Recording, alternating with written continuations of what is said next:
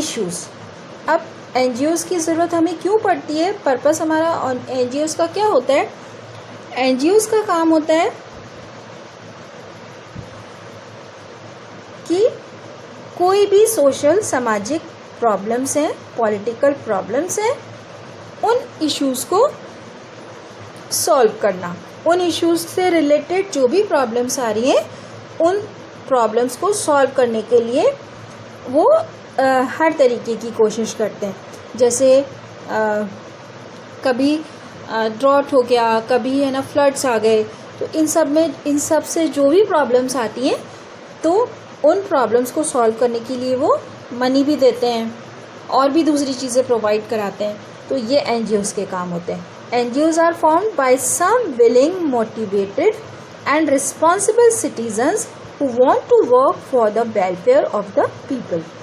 अब NGOs बनाते कौन है? जो चाहते हैं कि हम दूसरे जो देश के नागरिक हैं उनको कुछ फ़ायदा पहुंचा सकें, उनका वेलफेयर कर सकें, उनकी हेल्थ का, हैप्पीनेस का, सेफ्टी का, इन सब का ध्यान रख सकें। तो इस सब के लिए NGOs बनाए जाते हैं। These organizations are certified by the government. लेकिन ये जो NGOs बनते हैं ये गवर्नमेंट से सर्टिफाइड होते हैं। तो सर्टिफाइड का मतलब ये हो गया बच्चों कि गवर्नमेंट से वो सिर्फ कि हम ये NGO चलाएंगे, हम इस NGO से ये काम करेंगे दूसरों के फ़ायदे के लिए, इसकी परमिशन लेते हैं, लेकिन गवर्नमेंट से कोई फंड्स नहीं लेते हैं। तो these organizations are certified by the government.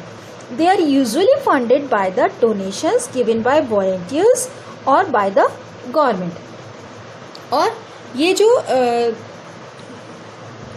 organizations होते हैं, और डोनेशन का मतलब आपको पता है something that is given to a charity specially a sum of money.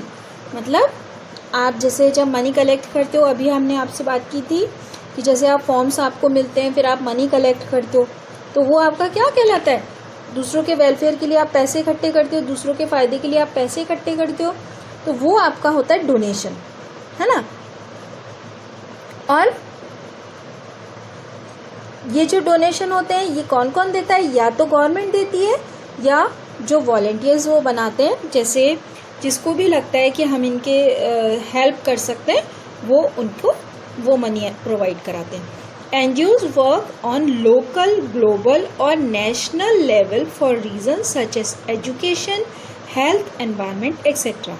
अब NGOs किस किस तरीके से काम करते हैं? लोकल का मतलब हो गया जैसे सिर्फ जयपुर में काम कर रहे हैं, तो ये लोकल चीज़ हो गई। लेकिन ग्लोबल का मतलब हो गया ऑल ओवर द वर्ल्ड हो गया, और नेशनल का मतलब हो गया कि पूरी इंडिया के लिए काम कर रहे हैं, पूरी कंट्री के लिए काम कर रहे हैं, तो पूरे देश के लिए काम कर रहे हैं, पूरी दुनिया के लिए काम कर रहे हैं, या लोकल लोगों के लिए ही काम कर रहे हैं। तो ये अलग अलग लेवल के होते हैं। और किस किस तरीके की हेल्प करते हैं? ये एजुकेशन में हेल्प करते हैं। एजुकेशन मतलब पता ही है आपको, पढ़ाई, हेल्थ, स्वास्थ्य के लिए, एनवायरनमेंट के लिए, इन सब चीज़ों के लिए ये हेल्प करते हैं। Many NGOs work for women, old aged, disabled and even under privileged, UNDER under, PRIVILEGED, privileged, तो अंडर प्रिविलेज्ड। तो इसका क्या मतलब हुआ कि डिसेबल्ड मतलब हैविंग अ फिजिकल और mental condition that movement senses, जिसमें कुछ भी जैसे फिजिकली या मेंटली प्रॉब्लम होती है, मतलब वो फिजिकली या मेंटली किसी काम को जैसे नॉर्मल लोग कर पाते हैं वैसे नहीं कर पाते हैं, तो हम उनको डिसेबल्ड बोलते हैं। ठीक है। और अंडर प्रिविलेज का मतलब हो गया नीडी, मतलब जिनको बहुत ज़्यादा ज़रूरत है, तो इन लोगों के लिए काम करते हैं। किस किस के लिए? वुमेन के लिए, ओल्ड एज मतलब पता ही है जो ओल्ड हो जाते हैं उनके लिए, डिसेबल्ड के लिए मतलब जो फिजिकली अनफिट है उनके लिए, और अंडर प्रिविलेज्ड यानी कि जो नीडी हैं।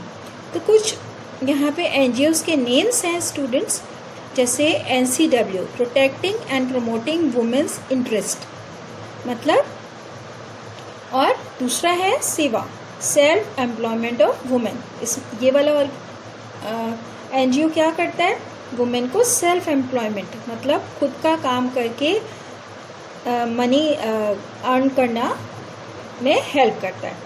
और दूसरा है सहेली support and counselling for women मतलब वुमेन को अगर किसी तरीके की प्रॉब्लम है तो उससे उसके रिलेटेड सपोर्ट करते हैं, काउंसिल करते हैं, मतलब उनसे रिलेटेड बातों को सुनते हैं और समझाते हैं कि कैसे उन प्रॉब्लम्स को सॉल्व करना है। फिर हो गया सम NGOs फॉर चिल्ड्रन के लिए भी NGOs होते हैं। उसमें क्या हो गया, एक फर्स्ट है cry child relief and you मतलब चाइल्ड को कैसे रिलीफ करना है, कैसे उसको अच्छी अच्छी चीज़ें देनी है, तो उन चीज़ों के लिए। फिर और हो गया प्रथम फाउंडेशन, उदय फाउंडेशन।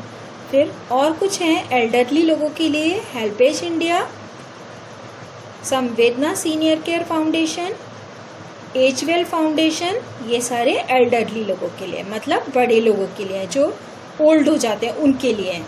फिर है सम NGOs for the under privileged, इसमें क्या आएगा, प्रयास, स्माइल फाउंडेशन और क्योर इंडिया। तो स्टूडेंट्स आज आपने एक तो NGOs के बारे में पढ़ा और दूसरा स्टार्टिंग में आपने पढ़ा सोसाइटीज